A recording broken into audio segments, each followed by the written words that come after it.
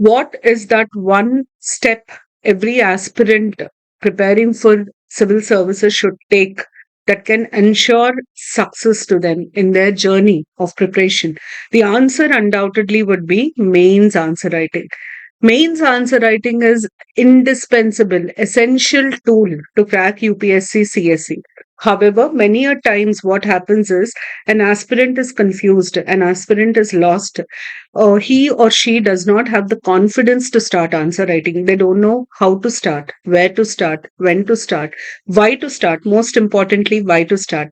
Hello, students. My name is Deepika Reddy, and in today's session, we are going to discuss about the importance of answer writing in your entire preparation, in your prelims, mains, interview. You'll be surprised to know that interview also, answer writing can be a good answer writing practice can help you a lot in your interview as well.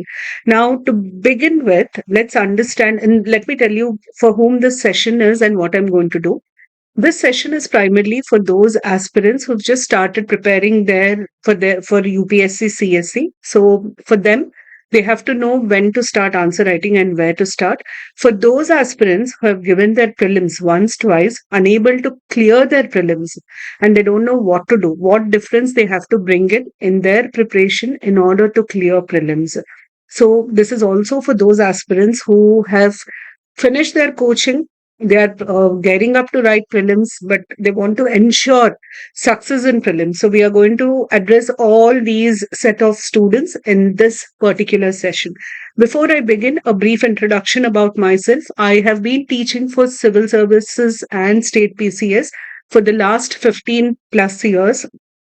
I have been associated. I started my career with the oldest institution in South India. I've been associated with an academy. I'm a recipient of the Telangana State Government Award for my classes in the Telangana State Education Channel, TSAT. And apart from teaching, my interest has been in mentoring and handholding students. That was something that I always believed in doing, because when I gave my civils attempt, I gave only one attempt, since the age was less when I wrote, and I had nobody to guide me. Only after I failed in my attempt, I realized the importance of guidance, hand holding, mentorship. Because mentorship is one thing that can make a huge difference, not just in your approach to the exam, but also in overcoming any kind of problems or obstacles that are blocking your way towards success. So, my core competence lies in this mentorship. And today, this session is a brief overview of whatever I have experienced as a mentor, the problems I've identified in students as a teacher. So let's begin by discussing about the difference between prelims and mains. Why discuss the difference between prelims and mains? Prelims and mains, the approach for the subjects towards the syllabus has to be a little different. How? I'll tell you. We all know that prelims is MCQ based. We all know that mains is descriptive. Now, beyond this, what should you know? If you have ever seen the prelims PYQs, you will be able to identify what I'm telling you. Usually, prelims questions will be fact based. They ask you an article number, Ramsay wetland site, or they'll ask you about chronology of events in history. They'll ask you to match. They'll ask you map pointing, places in news, awards recipients. So it is. You'll have a substantial set of questions which are based on facts, reports, indexes, rankings, and so on. And then a set of questions which are concept based. They'll ask you the meaning of several terms that are used in economy, in environment, characteristics or attributes, processes involved. So it is on the basis of the clarity you have with respect to that particular process concept, you will be able to answer the question. Whereas in mains, by and large, the questions will be issue based, topic based. They pick up a topic and they will ask you a question on this topic.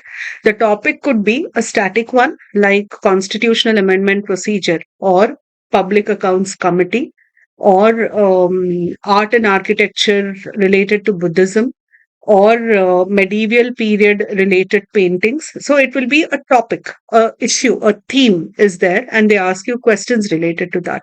Now, what is the difference in your approach when you are preparing for prelims and mains? You read the same topic, but what is the difference? Let's understand. I'll first tell you the difference and I'll substantiate my claim with an example, a recent example. Whenever we talk about the prelims, the first thing that you have to focus will be on wider coverage.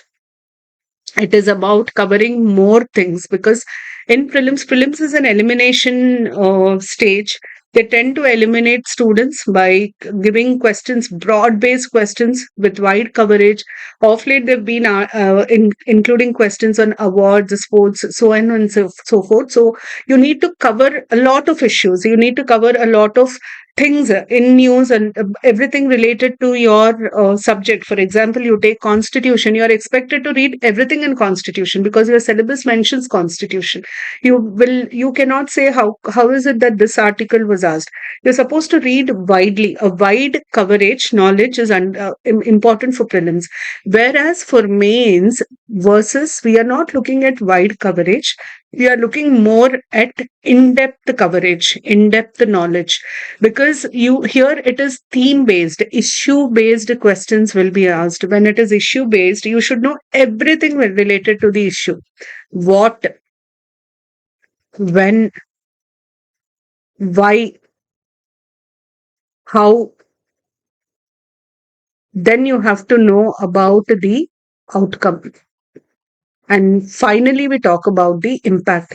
You take any subject, it could be IR, it could be internal security, it could be economy, it could be polity, it could be society, any subject, any issue. These are the questions that you have to raise.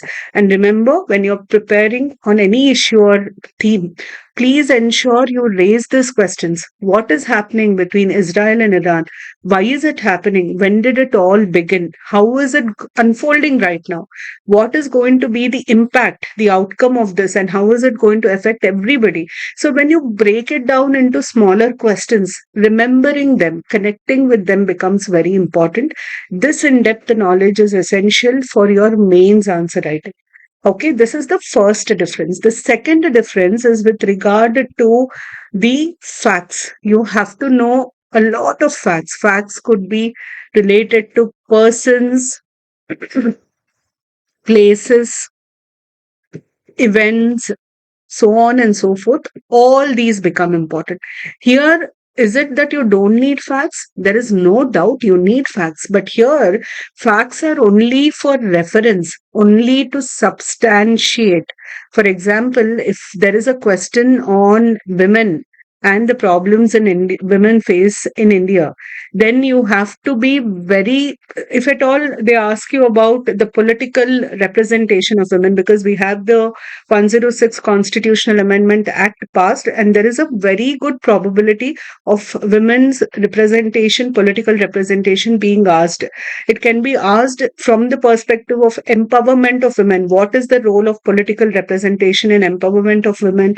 It can be asked from the perspective of how can it enhance the status of women in society. It can be asked from the perspective of analyzing the 73rd and 74th Amendments, to what extent they have contributed to political empowerment of women. So there are many dimensions that can be asked. Now, when you talk about it and you have to write an answer, inevitably you have to give data related to how many MPs, women MPs are there, how many ministers are there, what is the range of MLAs, women, female representatives in the states. So all these become very important. You're referring to this data. And whenever you say something is good or something is bad, for example, you have to say that Indian government is encouraging EV vehicles, electronic vehicles, EVs. On what basis are you saying? There should be some report, there should be some statement issued by the government, some scheme, and that scheme is working well. There will be some statistics given by the government. You have to quote that. So here you're going to use facts as a reference or to substantiate. Apart from this, another important thing that is required in mains, which you don't need in prelims, is you need a perspective. For everything, you need to know all a holistic perspective is important. You need to cover different dimensions of the issue. You have to cover social, economic, political, cultural. All dimensions are important. It can be both in terms of impact as well as outcome. Now, moving forward, you also have to form very, very important opinion on that particular issue, because at times in your mains they ask you to comment, they ask you questions like, do you agree according to you? When you say do you agree according to you, comment, you are supposed to give an opinion.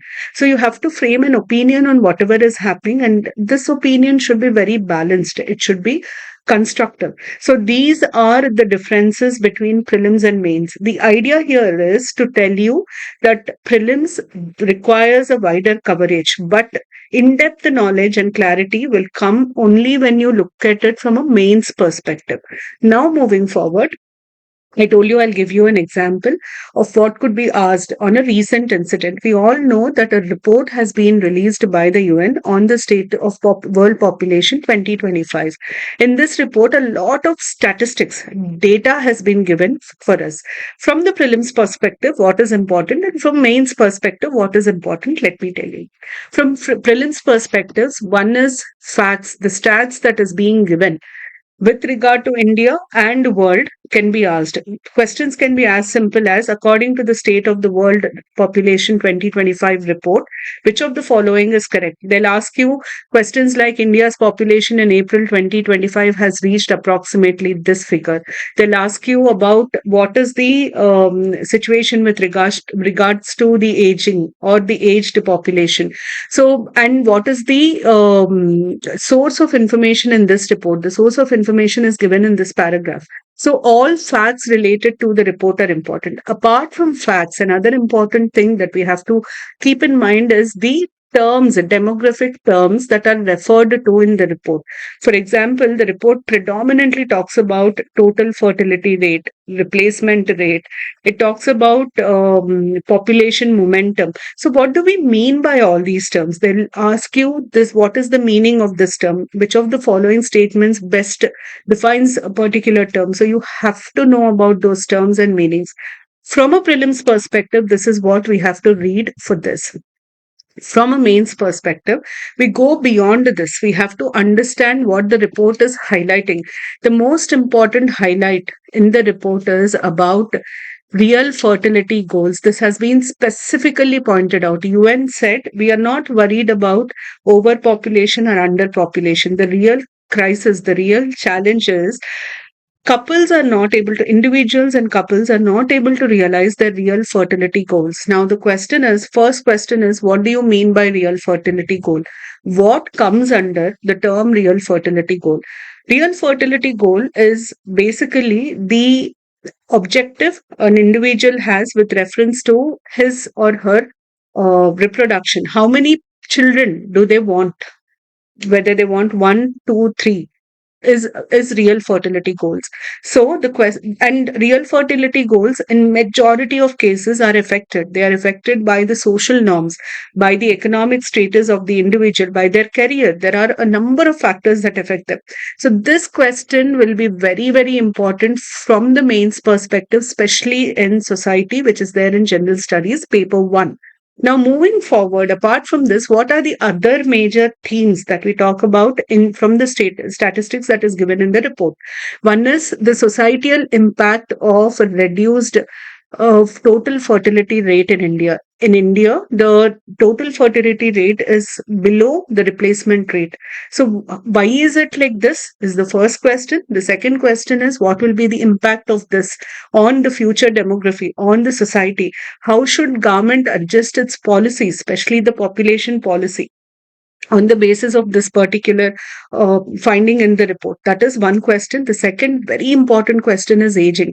Gradually, India is also going to witness an increase in the dependency ratio. The percentage of aged is going to gradually increase, and the report says there is a probable one of the reasons why this percentage is going to increase is because we are improving healthcare.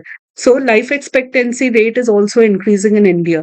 So this actually poses challenge to government, to policy making. So the questions can range from what are the existing policies or measures taken by the government with respect to the elderly.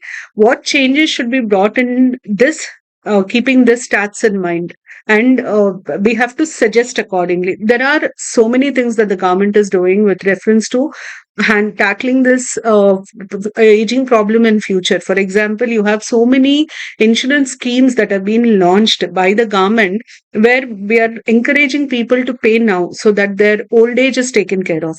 Like this, you have to identify. Then we have to talk about the economic implications of high demographic dividend. India will continue to have high percentage of working age population for a long period of time. It is anticipated that it is going to be like this for the next 30, 40 years.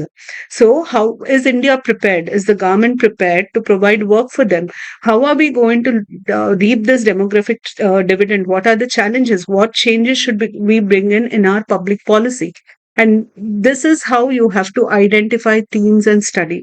Now, if I start preparing on this from a mains perspective, first thing that I'm going to do is collect the data relevant to me, to the exam, because only on the basis of my analysis of the data, I'll understand the major themes within the provisions of this report. So inevitably you'll collect the data, then you'll identify the themes, and you start focusing on these themes and preparing, connecting the dots, what, why, where, how, and all that. All these are important from the mains perspective, and within this lies what is important for your prelims, that is the facts and the terms. Because in mains also they'll ask you about total fertility rate, replacement rate. You have to begin your answer by defining these terms, so inevitably you need conceptual clarity. This is the importance of having a mains perspective in the exam. Mains perspective will include facts. Mains perspective will also ensure conceptual clarity and in-depth understanding. This will guarantee greater probability of answering prelims questions rightly. So this is about an example for it. Now, I'll also tell you how mains questions, PYQs, can help you in your prelims. This is a question that I've picked up. This was asked in 2017, just after the Puttaswamy judgment, or just Puttaswamy versus Union of India, where right to privacy has been declared a part of Article 21 as a part of right to life by the Supreme Court. Now, this mains question goes like this. Examine the scope of fundamental rights in the light of the latest judgment of the Supreme Court on right to privacy. When they are asking you to examine the scope of fundamental rights, the first thing that you should know is, where has Supreme Court placed right to privacy? Where is it intrinsic? Where is it part of fundamental rights? We have to begin with Article 21. And if you know this, you don't need any preparation to answer this question, which goes like this. Right to privacy is protected under which article of the Constitution of India? It is Article 21. And this was asked in 2021. So I hope you understand and realize the importance of going through PYQs or in every subject, because mains PYQs can also help you to answer a number of questions in prelims. Right to privacy is something that has been constantly in news. Time and again, there has been a reference to right to privacy in news. Now, moving forward, another advantage of preparing for mains, when from a prelims perspective, is the syllabus in prelims is very limited. For example, history of India and Indian national movement is what is given in your prelim syllabus. History of India will include ancient, medieval, modern Indian history, and Indian national movement happens to be a part of it. But what is history of India and Indian national movement? It is so wide. What should you cover? How will you understand that? For that, you have to come back and again look at this. This is the elaboration. This is the mains syllabus that is given in paper 1. I have not included the world history syllabus. This is what is given. It says Indian culture, where you have to cover the salient aspects of art forms, literature, architecture from ancient to modern times. This is part of history of India. Then from here on, we talk about modern Indian history. The first difference is ancient and medieval history is not there directly in mains. But again, when we talk about Indian culture, the cultural history of India, right from the ancient period till modern day can be asked. So you have to know the culture part. Then modern Indian history from about the middle of the 18th century until the present, significant events, personalities, issues. You come across very prominent figures right from our modern beginning of the modern Indian history. For example, we talk about Raja Ram Mohan Roy. We talk about Gopal Krishna Gokhale. We talk about Mahatma Gandhi. Mahatma Gandhi is important. Dr. B.R. Ambedkar. We talk about Subhash Chandra Bose. So there are so many people, prominent personalities, about whom you should know. You should know basic information like which part of India they belong to, detailed information in terms of their contribution to the national freedom struggle or to the growth and development of India. Then the freedom struggle, its various stages and important contributors and contributions for different parts of India. Post independence consolidation and reorganization within country.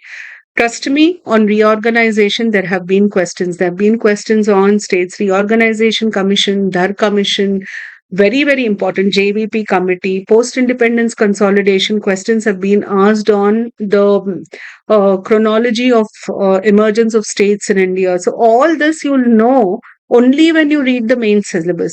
Mains syllabus is very important to understand what should be read for prelims. And if you comprehensively cover your main syllabus, trust me, it is going to help you to answer questions in prelims. Take my own subject. In polity, you have representation of People's Act specifically mentioned in your main syllabus. Until now, about 2 or 3 times there were questions on RP Act directly in your prelims exam. So you'll know what to cover, how much to cover only when you read and prepare from a mains perspective. This will help you to cover the syllabus for prelims also comprehensively. Now, moving forward, I'll give you a few questions examples. See, there was a question on Swadeshi movement in 2019. Here you have the freedom struggle, its various stages and important contributors.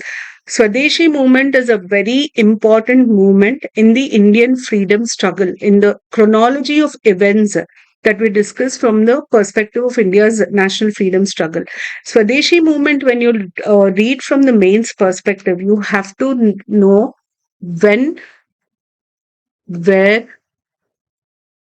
how, when it happened, where it happened, how it happened, what were the events related to.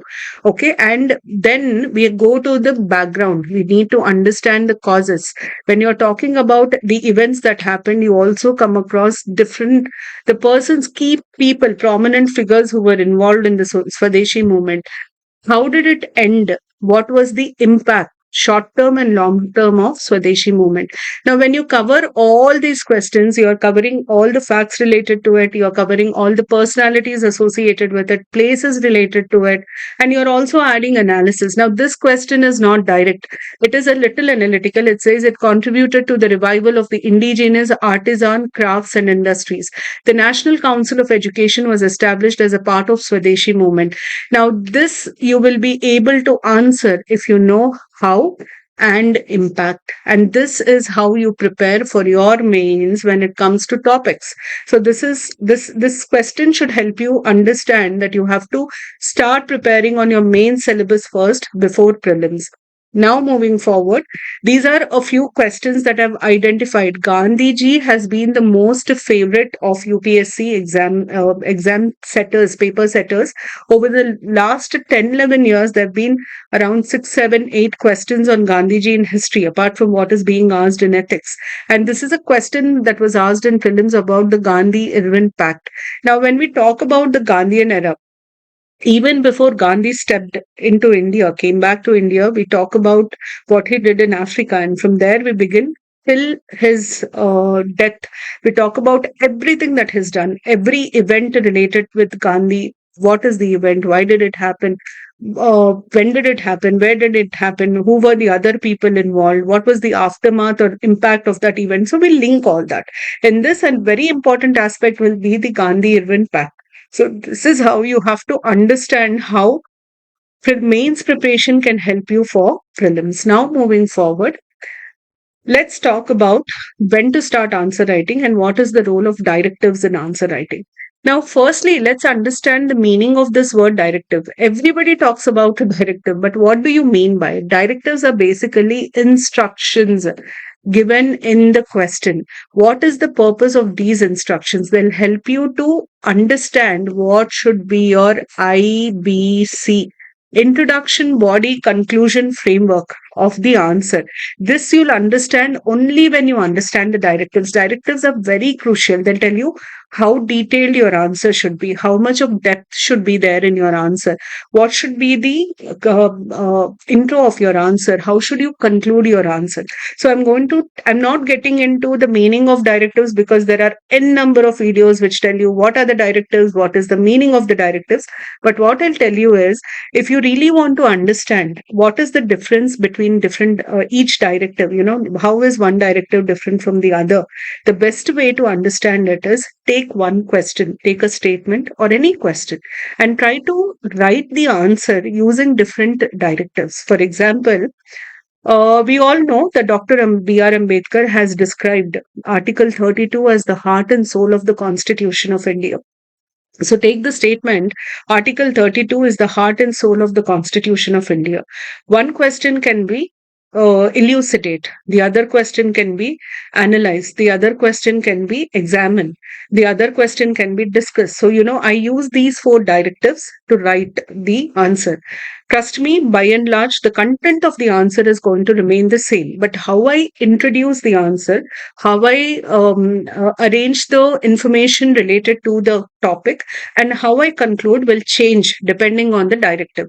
When I use one statement and use different directives to write, to practice, then I'll understand actually what are the differences. So this is important. Beyond this, I'm not going to get into the directives, but I'm going to tell you how IBC framework works. Let me begin with telling you that IBC framework predominantly will depend on the directives given in the question. The directives are very, very important. How? I'll tell you. Introduction usually should be of, let me write it here. Intro should be of 30 to 40 words. Always remember. Conclusion should also be between 30, 40, max 50. You should not go beyond that. The remaining content will come for the body, which will be roughly about 100 to 150 words. Word limit, time limit is very important. Let me emphasize on these two things here. Right from the day when you start practicing your answers, keep a tab on your words and your time limit. I am not saying that your first answer itself should be written within that time frame of 7, 8, 9, 10 minutes. No. Write your answers, but whenever you start writing, put your start time. When are you starting to write the answer and when are you ending the answer? Trust me, this is going to help you a lot in reducing the time taken to write a particular answer. I have an experience with my own student. She's a serving Indian Foreign Service officer today. She's posted in the European countries. When she actually started answer writing, I was very particular about this. I am very particular. Even today, I ask students to do that. She was writing one answer for almost 1 hour, 20 minutes, depending on the question. But over a period of time, with 3 months of practice, she could finally reduce it to 10 minutes. It was consistent effort. And when you write the start and end time, it gets registered in your mind. You're telling your mind that this has to be reduced constantly. Your mind consciously is focusing on reducing it. It will help you to retrieve information faster. It will help you to structure the answer faster. This is a very important measure to write answers within the time period. The second thing is your word count. Nobody will sit down in the exam and count the number of words you have written in the answer. Then what should you do? Depending on your writing, your size of your alphabets and all that, you know how many words will fit in a page. So ideally, depending on that, you should know how much you should write for an answer. If you're using flowcharts and diagrams, maybe you'll use more number of pages. But as you keep practicing, you'll know. Try to be concise and comprehensive. from the beginning. As you move forward, I'll tell you how to start with it. As you move forward, you have to be concise and comprehensive. You should remember this in your mind. Okay, now when I discuss the body and conclusion, the framework, you'll understand what I'm talking about. Let's start with intro. Introduction, basically, what all can come in your introduction? Introduction can start with the definitions. If somebody is asking you, if the question is asking you about constitutional morality, start with the introduction, start with the definition of constitutional morality. If it is referring to total fertility rate and replacement rate, talk about that. So, definitions could be an intro. You can also begin your intro with a quote or with some data, statistics, or you can begin your intro with a recent event or development, because you connect to the question. You say this has happened recently, that is the reason why this is being asked, so you connect with it. And you can also start your intro by talking about a committee or a report. So all this will be part of your introduction. Introduction can be any of these, but what are you going to choose for a particular question will absolutely depend on the directive of that question. Sometimes what happens is they directly start, what is the meaning of this? Okay, what does this stand for? So it is easy. You start with that. At times they don't. They just give a statement and they say, please write. Then you have to figure out how your intro should be. By and large, these will be your introductions for an answer. Now, moving on to body. Body, there are two things that you have to understand. One is, how do you present the body of an answer? The presentation, and what this presentation will depend again on what is asked in your question. The presentation could be as simple as you use paras. Remember, paras should be always 4 to 5 lines max. I would prefer 3 to 4 lines, because common sense, you read a lengthy paragraph, by the time you end the para, you don't know what you've written in the beginning. So the time an examiner gets to evaluate your paper is very limited. The time allotted to each question is very limited. In this limited time period, you don't expect the examiner to closely read it and understand it and go through it again and again. No, it never happens. Smaller paras will ensure the connectivity remains. Smaller paras makes it easy to read and relate to it. Never write lengthy paras. I've seen students writing one para in one page. Never do that. You look at it from a very simple perspective. See, if you are an examiner, would you prefer a lengthy paragraph or a smaller paragraph? Answer this question, you'll know why I'm insisting on small paras. Then we talk about points. You can write it in points. You can use tables. You can use flowcharts. You can use diagrams, maps, and so on. Now the question is, where do I use what? Points usually we use whenever they ask you to give the characteristics, ask you to identify the merits, demerits, okay, ask you to write about the pros and cons. Points can be used. Tables are usually used to write questions of from a comparison perspective. If they ask you from a comparative angle, you use tables usually. Paragraphs are usually can be used to write processes, to explain concepts, to write processes. Processes can also be given in flowcharts. For example, if somebody asks me to write about the process of introduction of budget or the process of money bill in the parliament, I'll put it in a flowchart. Flowchart very neatly can explain the process of money bill in the parliament. So like this, processes can be explained in a flowchart. Diagrams, especially flowcharts, can also be used when you're talking about dimensions. If you are expected to give dimensions of a particular issue, social, economic, political, cultural, legal, you can just put it in a flowchart, and for everything you can put a small box and write. It's so easy to represent, and in one glance the examiner will be able to understand everything. So these, you use flowcharts. Diagrams are usually used, especially maps and all, usually used in geography, in history, and in science and tech. Concept-based subjects. See, again, your subjects can be divided into two parts. One is theoretical, the other is concept-based. Theoretical is like society, like polity, like social justice. These are theoretical. You have to write like a theory. You can't break it down into pieces and explain. But concept based, like geography is concept heavy, science and tech is concept heavy. Here you can use more of diagrams. Now this is about the presentation. The next question is, when do you use what? For which the answer will be again, what are you writing? Are you writing chronology? Chronology can also be in, pardon me for the spelling, in flowcharts. Are you writing merits and demerits? It should be in points. Are you writing about advantages, disadvantages? Again, points. Are you writing about different dimensions? It is flowchart. So depending on what is asked in the question, you choose your body. And remember, intro can be a para, body can be a diagram or a flowchart. Conclusion can again be a para. No harm in that. Now, moving forward, what about conclusions? Conclusions is the most important and interesting part of your syllabus. Basically, remember, when we talk about conclusion can be largely will be two things. Either you summarize whatever you have written in your answer, or you give a way forward. Summarize, summary, or suggestion. Either of them will be your conclusion. So, when you are summarizing, it is important that you use a related terms in your summary.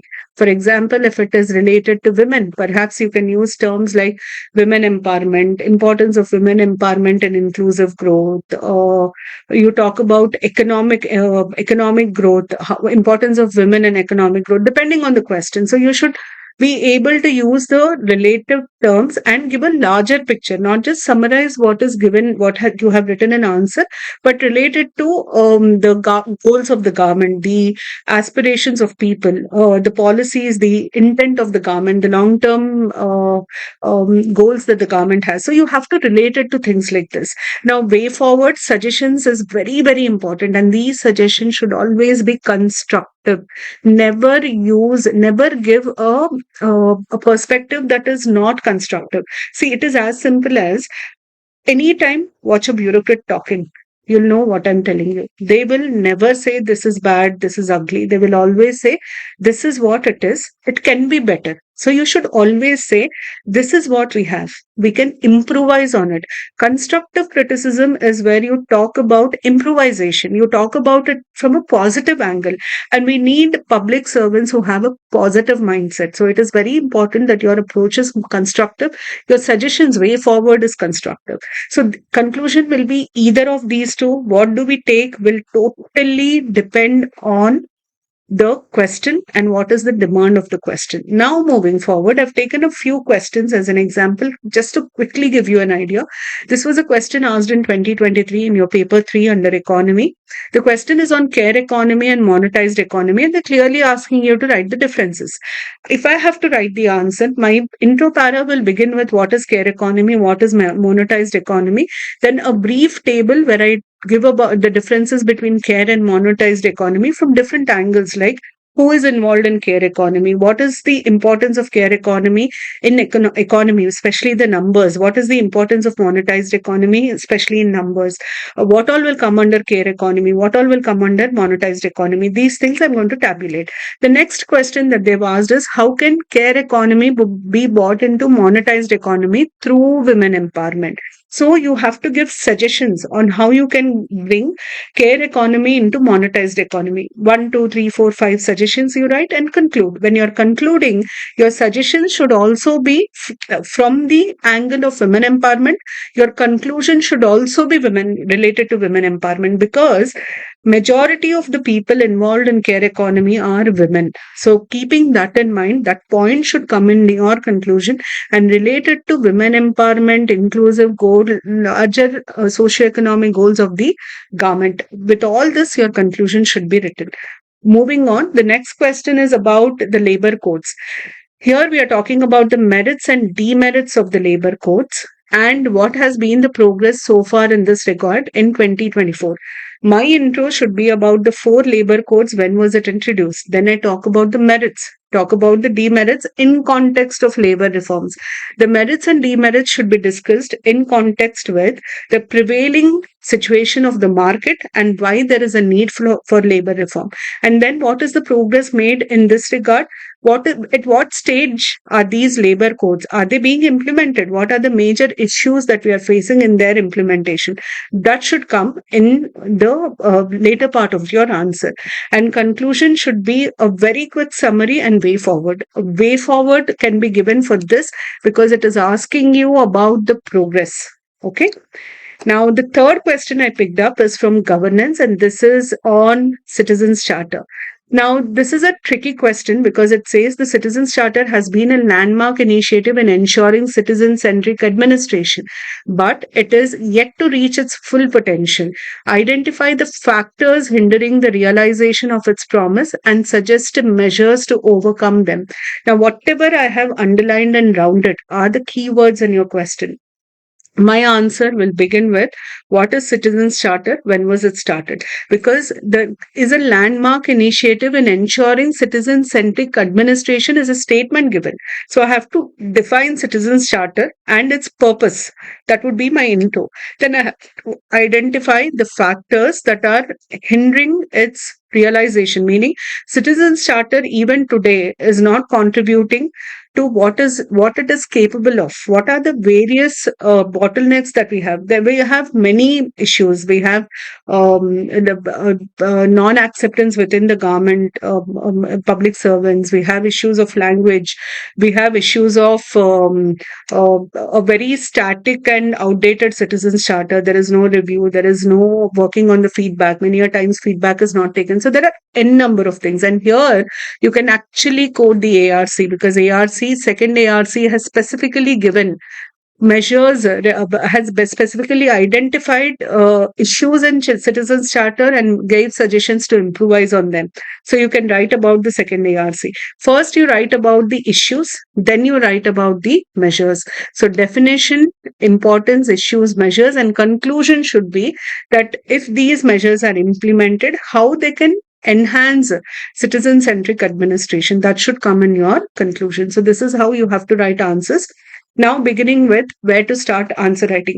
See, for you to understand this question, my first take on this is please remember answer writing is a skill.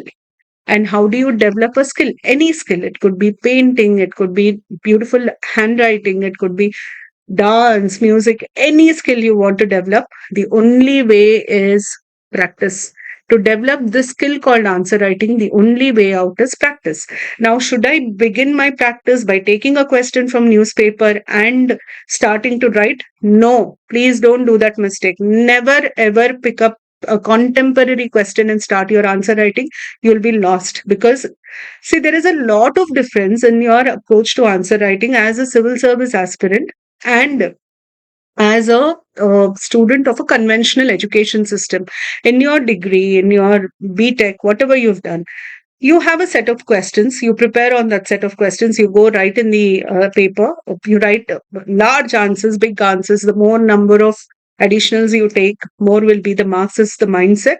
And you get your marks and you come out. There, you're not worried about how much you're getting. Okay, you're worried, but that doesn't make or break your selection. But here in your civil services exam, it is more about writing to the question. What is the question asking? To that you have to write. You should not write anything extra because time will not be sufficient. There should not be any repetition. All these things will happen only when you practice answer writing. And for all these things to happen, your practice should never be from current affairs perspective because current affairs issues based questions are very broad in their demand. If you start writing them, you'll get lost. You'll not have the confidence to move forward. Then what should you do? You should actually start writing on any topic that you read in a day. For example, today I have read about the 1857 revolt. Okay, I keep my book aside, take a paper, and write about what all I need to know about the 1857 revolt. I begin with writing the causes of the 1857 revolt 1, 2, 3, 4. And one of the causes will be the trigger of the event, meaning where it actually started. That is my trigger. Okay. Then I write about the course of the event. The course begin. Where did it start? From there, where did it go? From there, where did it go? From there, where did it go? Every step here, I'll also write where it started, who was involved, and what was done. So this completes my course. Okay. Then I talk about its impact, its outcome. Outcome and impact are different. How did it end? What was the effect of it is the impact. So this is how I just write it in flowcharts. Begin with writing this without saying, because this will help you to retain what you have written. Trust me, once you read, put your paper aside and write, you will remember things better. I know when you start writing, it's going to be very difficult. You'll curse me because you'll feel ma'am has unnecessarily given a suggestion which is taking a lot of my time. Let it take that time. Consistently do it for 10 days. 11th day, you'll be thankful, because that will help you to retain things. That will help you to organize your information. And when it is organized here, it will flow out organized. So please remember, this is how you start. Another way of starting it, this is one thing. The other way of starting it is in the newspaper, you read about a particular event or a concept. For example, the Prime Minister has visited Cyprus. There is something called a Cyprus question that was discussed in the newspapers. Now you have to sit down and write. You read about Cyprus question. Sit down and write about it in 50 words. Maybe you can draw a small map about it and write it. Write it in your own words. What are you understanding out of it? This is how you develop answer writing. So please take baby steps. And this is the right time, because you're in June. You till December, till November end, you can focus on your mains preparation. From December, start your prelims preparation. Please focus on this. This is how you take baby steps. Then you start talking about static questions, questions which are what, where, how, simple questions that are given in your PYQs. Then you take a little deeper questions where you need to analyze. You have discussed, debate, analyze, comment, questions like this. Then you come to contemporary questions, because by then you'll have a knowledge pool. You'll be able to write contemporary questions, even if they are wider, they have a broader application. So this is about how you have to start answer writing. Now, common myths that students have with regard to answer writing, usually I come across is, ma'am, let me clear prelims, then I'll think of mains. But what will you do after you clear prelims? For thinking about mains, 100 days is not sufficient, because 100 to 120 days is the maximum time between prelims and mains. When will you do your answer writing practice? It's not going to help. Even if you clear prelims, you're not getting any certificate, any reward. It is not going to help you in any way unless you crack the whole exam. Again, you have to start from the scratch. So that's a very bad idea. The second is, I have not completed my syllabus. What is completion of syllabus? I don't understand. Many times, students say non-completion. Ma'am, I've yet to complete the syllabus. When will you complete? The whole point is you've read a subject substantially. At least a part of it is read. Start writing. As it said, these baby steps. These baby steps don't require you to, sink yourself into the subject. You just need to start reading. In fact, in my mains answers, what I make them do is, the first class is on constitution, polity, types of constitutions. I ask them to write the definition of constitution in their own words, definition of polity without seeing, because that is how you have to start. You have to get used to this idea of putting the pen on the paper and writing without seeing. So for that, you need to start. You cannot wait till completion of syllabus. And trust me, GS is an ocean. Nobody can see the end of the ocean. Even a teacher cannot see the end of the ocean. So let's not get into that debate at all. The third thing that is very bothersome is confidence. This is like, chicken and egg story. Did the hen come first or the egg come first? Because I am not confident to write answers. But my question is, if you don't write answers, where will you get the confidence from? Only when you start walking on the path will you get the confidence of reaching your destination. Without starting to walk, how will you get the confidence to move forward? You have to start. You have to break it somewhere. Someday you have to begin. And your confidence will be built only on the basis of the effort you put, your preparation, how it is shaping up, and how holistic and wide covering your preparation is. Unless you begin, you'll not get confidence. So never think I'm not confident enough. Tell yourself, I will start writing and then I'll get my confidence. As I write, I will grow confident. This is what you have to remember. This is very, very important. Please do not compromise on this. So these are usually the problems that students face on answer writing. Now, usually I would suggest students to have a mentor, a guide. I told you how it helps. I'm not getting into that. Ethics and integrity is another paper which needs a different approach altogether in answer writing, because in ethics the questions can be big. Larger questions will involve sub questions, like they ask you to define terms, give examples. Most of the questions in ethics will ask you to substantiate, give examples from your own life or from bureaucrats or from contributors, thinkers, and so on. So, ethics, the approach should be more practical. The best way to write answers in ethics is first go through the PYQs. I'm going to make a separate video on the approach to ethics, integrity, and aptitude paper as a whole. In that video, I'm going to discuss in detail the answer writing approach. Now, moving forward, what we're doing is, I come across a lot of students who are lost because their coaching is done. They are not able to clear prelims and they don't know what to do. They are not confident enough to start answer writing for mains because they are not able to clear prelims. They carry this baggage of not clearing prelims. For all those students, we have designed a answer writing foundational bootcamp, which has 30 sessions in which we are going to help you to start answer writing. There will be live classes. The way I've explained about IBC framework, we are going to do it for every subject, and the subject expert is going to do that. We are going to tell you how to start answer writing for each subject, how to frame answers for the different directives. Then we will have test in every subject. Evaluation will be done by teachers. It will not be done by senior aspirants. As a rule, till date, I have always evaluated the papers of my students because I think my experience as a teacher, teaching for so many years, I can quickly make out whether a student lacks ability in terms of expression, or is there a knowledge gap, or a lack of clarity in the concept, or flow of subject. It'll be very easy. Once I read the question, I'll be able to answer. I'll be able to tell you where you're lagging. That expertise, I don't expect a senior aspirant to have, because you're teaching the subject or talking to students. Undoubtedly, there'll be an expertise. And I insist that all my teachers evaluate the papers. The feedback will be given by the teachers themselves. So you understand that they evaluate. And this feedback will be one-on-one. I think that is the most important aspect of this boot camp. Trust me, when I was framing the structure, I took almost 5 to 6 days. There was a lot of debate, discussion with my team, especially the educators, on what should be there, what should not be there, because we wanted to give something that would benefit a student who is coming for this boot camp. At the end of the camp, he should be willing to write answers. That was the whole idea. Now, the program will start on 23rd June. This is the schedule of the program. 23rd June, we are basically talking about the introduction to mains answer writing, followed by understanding questions and structure for each subject. We are going to do this. Subject expert will talk about them. Then we are going to talk about what should be the language. Many a time students ask me, ma'am, what level of English? What level of English?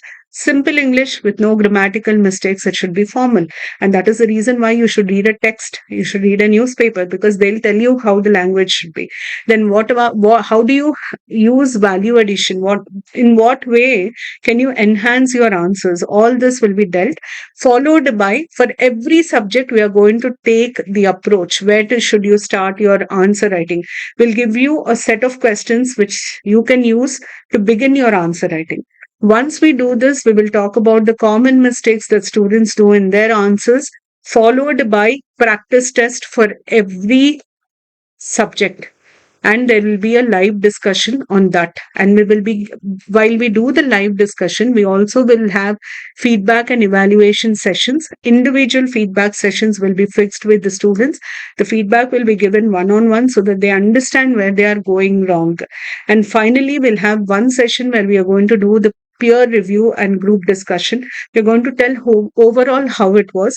We're also going to share a few answers which were very well written by the students in the batch so that you understand the difference. More than model answer, what can help you is looking at a fellow aspirant writing an answer. You can make out how different it is. But the danger again is you should never blindly follow it, because there is nothing like this is a perfect answer. There could be a better answer than the perfect answer. So this is about the answer writing course, and these are the students that we've guided for the interview in 2024 CSE exam. So this is about the answer writing course. Please do get back to us, reach us on these numbers in case you're interested. But otherwise also, this video is very important for you to understand the importance of answer writing and how to start your answer writing. Thank you so much. See you all again in another video. Thank you.